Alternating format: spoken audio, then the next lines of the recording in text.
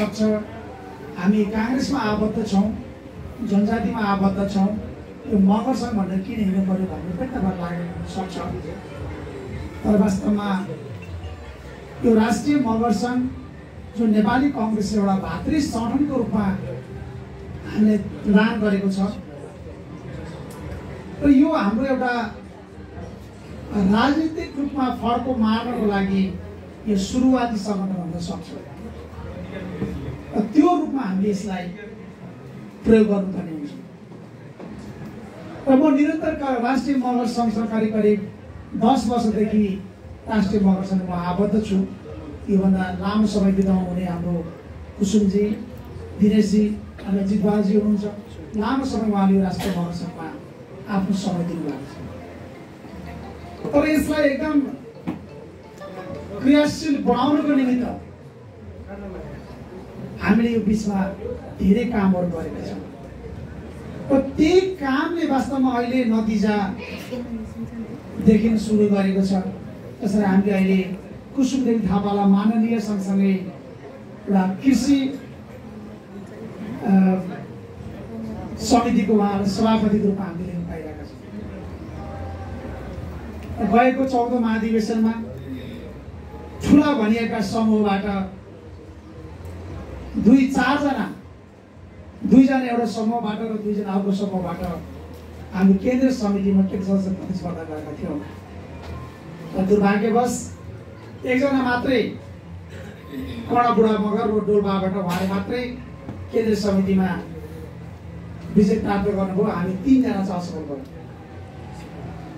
त्यो वास्तवमा राष्ट्रिय मगर सङ्घकै देन थियो। ती ठुला भनेका टिमले हामी 2-2जनालाई चाहिँ 2-2जनालाई 4जनालाई चाहिँ टिममा समावेश गरेर केन्द्रीय सदस्यको रूपमा जसरी हामीलाई ल्याइएको थियो वास्तवमा त्यो पनि राष्ट्रिय मगर सङ्घकै देन थियो। अहिले प्रदेश सभापति, कतिपय ठाउँमा जिल्ला सभापतिहरू हुनुहुन्छ, कतिपय ठाउँमा क्षेत्रीय सभापति हुनुहुन्छ, पालिका अध्यक्ष हुनुहुन्छ, माननीय हुनुहुन्छ, प्रदेश माननीय हुनुहुन्छ।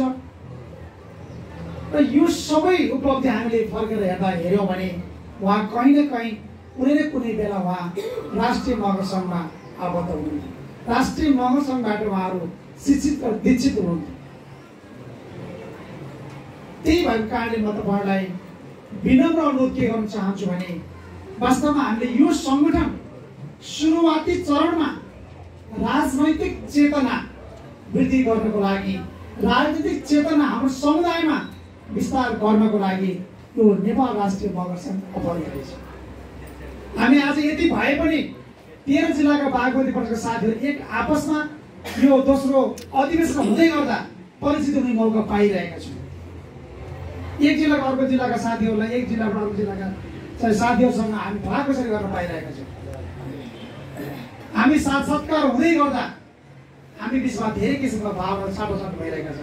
यो वास्तवमा एकदम राजनैतिक चेतनाको लागि यो एकदम अपरिहार्य छ। अहिले हामीले देख्यौँ, हेरौँ यहाँ हामी करिब बराबरै पुरुष र महिला बराबरले यो मञ्चमा आज भाषण गरिरहेका छौँ। एकदम निर्धक्क साथ उहाँहरू उभिएर आफ्ना कुरा निर्धक्क साथ राख्न सक्नु भएको छ। यो पनि वास्तव राष्ट्रिय मगर सङ्घकै देन हो। त्यो रूपमा हामीले लिनुपर्ने हुन्छ। हामीलाई अर्को सुरुवाती चरणमा तपाईँ न महासभापति बन्न सक्नुहुन्छ, न महाधिवेशन बन्न सक्नुहुन्छ, न वडा सभापति बन्न सक्नुहुन्छ, न तपाईँ क्षेत्रीय सभापति बन्न सक्नुहुन्छ, न जिल्ला सभापति बन्न सक्नुहुन्छ। सुरुवात रूपमा हामीले जुन राजनीतिक ज्ञान लिन्छौँ वास्तवमा त्यो राष्ट्रिय मगर सङ्घलाई हामी बनाएर अगाडि बढ्नुपर्ने हाम्रो आवश्यकता छ। हामीले हिजोको दिनमा देशैभरि 1 लाख पाठशाला बाँड्ने भन्ने अभियान चलायौँ र पार्टीमा त्यसले ठुलो हङ्गामा ल्यायो। कहाँ यो भातृ सङ्गठनलाई, त्यो जातीय सङ्गठनलाई कहाँको पाठशाला छ दिने? यो हुँदैन भन्ने धेरै किसिमको छलफलहरू पार्टीमा भयो, बहसै भयो। त्यहाँसम्म हामीले हाम्रो मुद्दाहरू पुर्यायौँ र अन्तमा हामीले 70,000 मगर समुदायमा हामीले पाठशाला गर्न सफल भयौँ। र आज त्यसको परिणामहरू देख्न थालेको छ। 14 महाधिवेशन त हामी ठुला समूहबाट 4जना भएका थियौँ भने हुनसक्छ 15 महाधिवेशनमा हाम्रो 10औं जना मान्छेहरू ठुला समूहबाट केन्द्रीय सदस्यमा आउने सम्भावना छ, उम्मेदवार बन्ने सम्भावना छ र अब जित्ने सम्भावना पनि छ। अब हामी हार्ने छुट पनि छैन। हामी त्यो ढङ्गले हाम्रो यो सङ्गठन हामी विस्तार गर्नुपर्छ। यदि साथीहरू आउनु भएको छ, अघि हाम्रो उपसभापति कुसुमजीले भन्नुभएको थियो, अहिले पार्टीले क्रियाशील वितरण गरिरहेको छ। हामी मध्ये पनि कति क्रियाशील छौँ, कति क्रियाशील संस्था लिएका छौँ कि छैनौँ? लिएको छ भने रिनो गर्न आनकानी गरेका छ कि छैनौँ? आनाकानी नगर, खुरुक्क रिनो गरौँ। र यदि नयाँ कृषि आउँदैछ भने नलिएका साथीहरूले वडा सभापतिसँग समन्वय गरेर, त्यहाँका काङ्ग्रेस साथीहरूसँग समन्वय गरेर पार्टीको क्रियाशील सदस्य दिनुहोस्। किनकि बिना हतियार हामी युद्ध लड्न सकिँदैन। हामी राज्यमा यो ठाउँ पाएन त्यो ठाउँ पाएन भन्छौँ, तर त्यो ठाउँमा जानको लागि हामी योग्य बन्ने के हुँदा हामी योग्य बन्छौँ भन्ने कुरा त्यहाँतिर हामीले ख्याल गर्दैनौँ। त्यस कारणले यो क्रियाशील लिनलाई म तपाईँलाई अनुरोध गर्छु। भने तपाईँले क्रियाशील लिने बित्तिकै तपाईँ क्षेत्रीय प्रतिनिधि बन्न सक्नुहुन्छ, तपाईँ वडा सभापति बन्न सक्नुहुन्छ, पालिका सभापति बन्न सक्नुहुन्छ, क्षेत्रीय सभापति बन्न सक्नुहुन्छ, इभन तपाईँलाई पार्टी सभापतिसम्म बन्नेदेखि लिएर हरेक पार्टीको तह तब्कामा पुग्ने तपाईँको योग्यता आफै बनाउन जानुहुनेछ। अनि हामीले मगरले यो ठाउँ पाएन, त्यहाँ यो ठाउँ पाएन, त्यो ठाउँ पाएन भन्दै हिँड्ने, अनि जुन अनि हतियार चाहिँ नबनाउने, अब हतियार चाहिँ नलिने। त्यस कारण बिना हतियार युद्ध लड्न सकिँदैन। त्यो महत्त्वपूर्ण पार्टीमा जानको लागि त्यो महत्त्वपूर्ण हतियार हो। अब केन्द्र सदस्यमा मैले थोरै मतले केन्द्र सदस्य मैले हारेँ। यद्यपि मलाई पार्टीले विश्वास गरेर मैले यो मागेको पद होइन, फेरि साथीहरूलाई भ्रम नबस्छु, मैले यो मागेको पद चाहिँ होइन। म चुनाव हारिसकेपछि अनि मलाई पार्टी सभापतिले बोलाउनु भयो, कस्तो दुर्भाग्य सबै जिते त हारिस भन्नुभयो। अब के गर्नु, सबैले भोट हालेन न, थोरै मतले हार्यो भने मैले। त्यसपछि उहाँले मलाई के भन्नुभयो, तेरो समुदायबाट पार्टीमा चाहिँ एकदम प्रतिनिधित्व पाउँछ, अब तँलाई म मण्डित गरेर केन्द्र सदस्य ल्याउँछु, तर एउटा अप्सन छ, त जनजाति महासङ्घ जनजाति सङ्घमा जान्छस्, जनसङ्घको अध्यक्ष पनि तँलाई बनाउन सक्छु, र तँलाई केन्द्र सदस्य पनि बनाउन सक्छु भने उहाँले मलाई भन्नुभयो। कुन चाहिँ तेरो तल चाहिँ के बन्ने रहन्छ भने भन्नुभयो। मैले भने अहिले म यतिकै म भन्न सक्दिनँ, म तपाईँलाई 10-15 दिनपछि म तपाईँलाई खबर गर्छु भने। त्यसपछि मैले धेरै साथीसँग सल्लाह गरेँ। अब एकचोटि हारेको पदमा मैले मतै नपाएर हारिसकेपछि फेरि त्यो टेको लिएर फेरि अडेस लिएर केन्द्र सदस्य किन बन्ने भनेर मैले भने म केन्द्र सदस्य बन्दिनँ, मलाई जनजाति महासङ्घको मलाई जिम्मेवारी दिन्छु र म जिम्मेवारी र त्यो जिम्मेवारी एकदम निष्ठावान ढङ्गबाट समयभित्रै मैले महाधिवेशन सम्पन्न गर्नु त्यति सजिलो थिएन। अहिले देखिरहेको छ त्यति धेरै भाती सडकहरू छन्, सबै लथालिङ्ग भत्ताभङ्ग अवस्थामा छन्। कतिपय ठाउँमा चाहिँ कति चाहिँ उनीहरू जिल्ला नै सम्पन्न भएको छैन, महाधिवेशन धेरै टाढा कुरा छ, तर हामीले सम्पन्न एक दुईवटा जिल्ला पाएमा हामीले वडादेखि वडा स्तरबाटै अधिवेशन सम्पन्न गरेर महाधिवेशन सम्पन्न गर्यो। र आज सबै नेताहरूले भन्ने गर्नुहुन्छ सब भारतीय सङ्गठन भनेको आदिवासी जनजाति महासङ्घ जस्तो हुनुपर्छ, त्यस्तो सङ्गठन बनाउनुपर्छ भनेर साथीहरू के अरे नेताहरूले भन्ने गर्नुहुन्छ। वास्तवमा यो राष्ट्रिय महासङ्घकै देन हो, यसको गेटवे भनेको राष्ट्रिय महासङ्घै हो। त्यहीबाट मैले सङ्गठन गर्ने शैली सिकेँ, त्यहीबाट साथीहरू बिचमा कसरी समन्वयता ल्याउनुपर्छ, सामञ्जस्य कसरी बढाउनुपर्छ भन्ने कुरा मैले त्यहाँबाट कला सिकेँ। त्यो राष्ट्रिय महासङ्घकै देन हो। र एउटा मगरलाई विश्वास गरेर पार्टीले जनजाति महासङ्घको जिम्मेवारी दियो र त्यो पुरा गर्यो। र आज हामीले आज पार्टीले हेर्न लायक र भन्न लायक र उदाहरण दिन लायक किसिमको सङ्गठन बनाएको छ भने त्यो जनजाति महासङ्घ हो। त्यस कारणले गर्दा अब यो 15औं महाधिवेशनमा र आउँदो स्थानीय निर्वाचन सङ्घीय र प्रदेश निर्वाचनमा हामी अधिकांश मगर लगायत आदिवासी जनजातिहरूलाई स्थान दिने गरी जनजाति महासङ्घ लागिरहेको छ। हामीले कार्यक्रम सम्पन्न महाधिवेशन सम्पन्न पश्चात देशैभरि अहिले हामीले प्रशिक्षण कार्यक्रम अभियान चलाइरहेका छौँ। 2टा प्रदेशमा सम्पन्न भएको छ।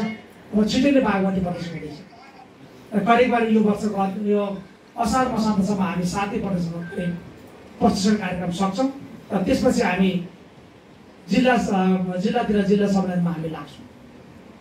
र अहिले हामीले जनजाति महासङ्घले 5 लाख सदस्यता वितरण गर्ने अभियान चलाएको छौँ र यो 5 लाख सदस्यता हामी वितरण गर्छौँ पनि। त्यो किसिमबाट हामी लागिरहेका छौँ। यदि हामीले हाम्रो उद्देश्य अनुसार हामी सफल भयौँ भने, काम गर्न सफल भयौँ भने पार्टीको एकदम मसिनो ढङ्गबाट, विहीन ढङ्गबाट चिरफार हुने अवस्था छ। चिरफार गर्छौँ कि भन्ने लागिरहेको छ हामीलाई। केवल जनजाति महासङ्घ मात्रै होइन, आदिवासी कुरा मात्रै छैन यहाँ। त्यो ढङ्गबाट हामी लागिरहेका छौँ र पार्टीले हामीले गरेका गतिविधिहरूलाई एकदम नजिकबाट ल्याइरहेको छ र कतिपय हामीले गरेका क्रियाकलापहरूलाई पार्टीले अनुसरण पनि गर्न लागेको छ। हामीलाई गर्व लागिरहेको छ, खुसी पनि लागिरहेको छ। त्यहाँ नेतृत्व गर्ने मान्छे को छ भन्दा आखिर मगरै छ होइन। त्यसमा पनि हामीले खुसी माग्नु पर्ने हुन्छ। त्यस कारणले यो राष्ट्रिय मगर सङ्घ आउँदो दिनमा, आउँदो बेला यो जुन महाधिक यो राष्ट्रिय मगर सङ्घमा एकदम रसिलो भरिलो र एकदम सबै मगरहरू यसमा समाहित हुने किसिमको वातावरण चाहिँ हामीले बनाउनु पर्ने हुन्छ। स्वाभाविक रूपले हामी हाम्रो संस्कृति संस्कार हाम्रो लोकतान्त्रिक छ, लोकतान्त्रिक हो। हाम्रो आचरण व्यवहार कम्युनिस्ट हुने किसिमको छैन।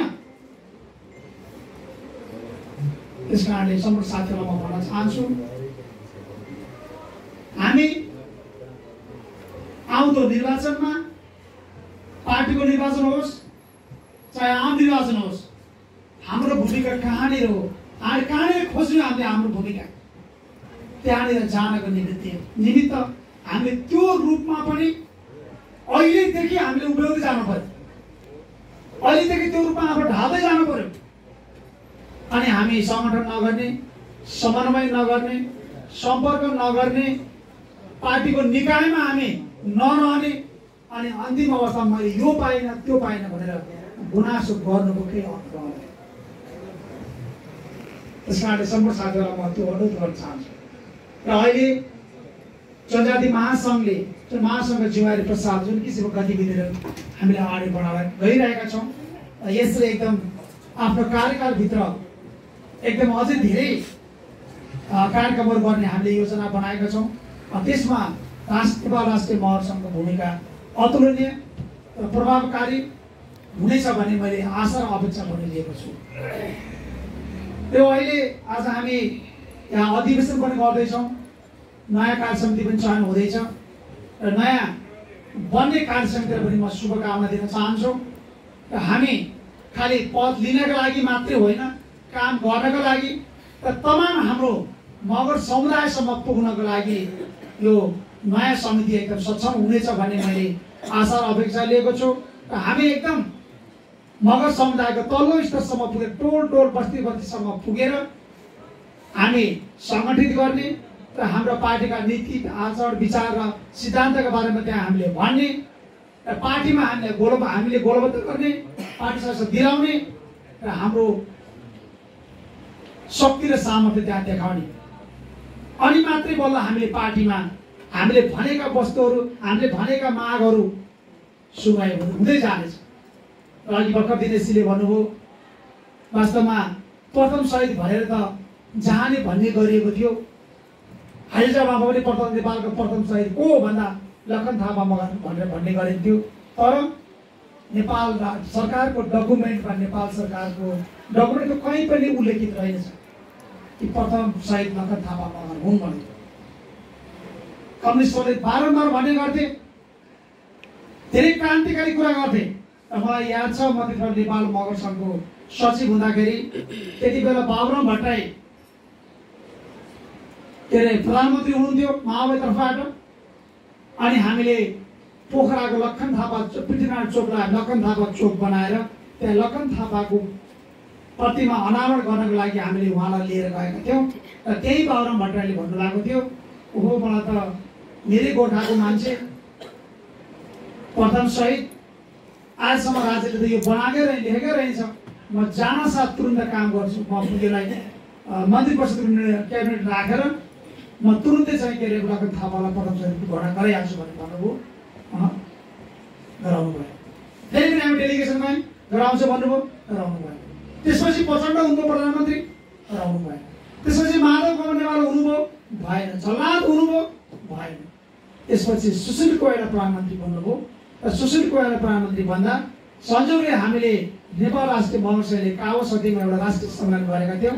त्यो राष्ट्रिय सम्मेलनको पहिलो कुरामा नै लखन थापा मगरलाई नेपाल सरकारले प्रथम शहीद घोषणा गरियोस् भन्ने हामीले प्रस्ताव पारित गरेका थियौँ। त्यो अनुसार हामीले प्रधानमन्त्रीलाई ज्ञापन पत्र दियौँ, जानकारी गरायौँ, लबिङ गऱ्यौँ र नेपाल सरकारबाट विधिवत रूपमा प्रथम शहीद घोषणा गर्न सक्यौँ। पछि केपी ओलीले फेरि भन्दै गर्थ्यो लखन थापा कहाँ हुनु, यहाँ यता पश्चिमतिरको यो दार्चुला कि कता यो बजाङ कहाँको एकजना चाहिँ के अरे के मान्छे हो त्यो चाहिँ होइन, लखन थापा होइन भनेर प्रधानमन्त्री केपी ओलीले योभन्दा अगाडि पनि भनेको सुन्नुमा आउँथ्यो। यद्यपि हामी त सचेत छौँ र मैले यो सक्रिय राजनीति काठमाडौँ छिरे पश्चात जुन सक्रिय रूपमा मैले राष्ट्रिय महासङ्घ हुँदै आदिवासी जनजाति महासङ्घसम्म आइपुग्दा पार्टीको राजनीति गरिरहँदा सङ्गठनको राजनीति गरिरहँदा नेपाली हाम्रा मागहरूलाई यदि हामी पार्टीबाट त्यो कार्यान्वयन गराउन चाहन्छौँ र नेपाल सरकारबाट कार्यान्वयन गराउन चाहन्छौँ भने सबभन्दा सजिलो पार्टी भनेको नेपाली काङ्ग्रेस हो भन्ने लाग्छ। जति मागहरू हामी लिएर गएका छौँ अहिले पार्टीमा अथवा सरकारमा, नेपाली काङ्ग्रेस सरकार हुँदा ती मागहरू सम्भव हुने मागहरू सहज ढङ्गबाट पार्टीले स्वीकार गरेको छ। र सानो उदाहरण दिन चाहन्छु, आदिवासी जनजाति महासङ्घको जिम्मेवारी पाउन साथ हामीले प्रशिक्षक प्रशिक्षण कार्यक्रम राष्ट्रिय स्तरको प्रशिक्षण कार्यक्रम हामीले पार्टी कार्यालयमा गऱ्यौँ र त्यो पार्टी कार्यालयमा कार्यक्रम गर्दाखेरि हामीले 17 बुँदा घोषणापत्र हामीले जारी गरेका थियौँ र त्यो घोषणापत्र जारी गर्नुभन्दा अगाडि पार्टी सभापति शेरबहादुर देउवा, उपसभापति गुणबहादुर खड्का, महामन्त्री गगन थापा, विश्वप्रकाश शर्मा लगायत सबैले हामी त्यो घोषणापत्रका बुँदाहरू बारे भन्यौँ। तर कुनै पनि चाहिँ पदाधिकारीले त्यो घोषणापत्र विमति जनाउनु भएन, कुनै पनि किसिमको असहमत जनाउनु भएन। त्यस कारणले मलाई लाग्छ कि हामीले सङ्गठन गर्नु पर्यो, हामीले काम गर्नु पर्यो। हामीले काम गर्यौँ भने, सङ्गठन गर्यौँ भने, हामी बलियो भयो भने हाम्रा हक अधिकारहरू सजिलैसँग पार्टीबाट र राज्यबाट प्राप्त गर्न, नेपाली काङ्ग्रेसको नेतृत्व हुँदा राज्यबाट सजिलै प्राप्त गर्न सकिन्छ भन्ने मलाई आशा र विश्वास छ। तर सङ्गठन चाहिँ हामीले गर्नु पर्यो, सङ्गठित चाहिँ हुनै पर्यो। सङ्गठन र एकता नै बल हो। त्यस कारणले अहिले हामी धेरै आत्तिहाल्नुपर्ने, धेरै मात्तिहाल्नुपर्ने अवस्था छैन। हामी के गर्न चाहेको, के हुन चाहेको भन्ने कुरा उद्देश्य तय गरेर हामीले सङ्गठन निर्माण गऱ्यौँ भने त्यो प्राप्त गर्न सकिन्छ भन्ने मलाई आशा, विश्वास र भरोसा, पार्टीप्रति भरोसा हुन्छ। त्यस कारण यी सबै विषयवस्तुहरू हामीले हाम्रो समुदायमा लैजाने, सुसूचित गर्ने, प्रशिक्षित गर्ने, सङ्गठित हुने र अनि ती सङ्गठन मार्फत राज्यको हरेक तह तबका र पार्टीको हरेक तह तबकामा पुग्नको लागि हामीले प्रयास गर्छौँ। मलाई लाग्छ हामीले जुन रूपमा त्यो रूपमा सङ्गठन निर्माण गऱ्यौँ भने हामीलाई त्यति अप्ठ्यारो र गाह्रो छ जस्तो मलाई लाग्दैन। त्यस कारणले सम्पूर्ण साथीहरूलाई म के भन्न चाहन्छु भने अलि बढी म काठमाडौँ बस्ने भएको हुनाले, मेरो जिल्ला नवलपरासी, म अलि बढी काठमाडौँ बस्ने भएको हुनाले सम्पूर्ण साथीहरूलाई र मेरो नम्बर लिएर जानु होला। काठमाडौँमा आउँदा विभिन्न किसिमका समस्याहरू, प्रशासनिक समस्याहरू सामाजिक समस्याहरू र कुनै पनि किसिमको समस्या त्यस्तो पर्यो भने मलाई फोन गर्नु होला। मैले गर्ने सहयोग गरिरहेकै छु। यद्यपि त्यस्तो केही समस्या पर्यो भने मलाई फोन गर्नु होला, कल गर्नु होला। म तपाईँहरूसँग सधैँ सँगै रहनेछु र मैले सक्ने सहयोग म तपाईँहरूलाई गर्ने छु भन्ने आशा राख्दै र यो आउने नयाँ समितिलाई फेरि शुभकामना दिँदै सम्पूर्ण साथीहरूलाई फेरि एकदम एकताबद्ध भएर उत्साहका साथ आम क्षेत्रमा गएर सङ्गठन निर्माण गर्नको लागि अनुरोध गर्दै मेरो भनाइ यही अन्त्य गर्न चाहन्छु। धन्यवाद, नमस्कार, जय नेपाल।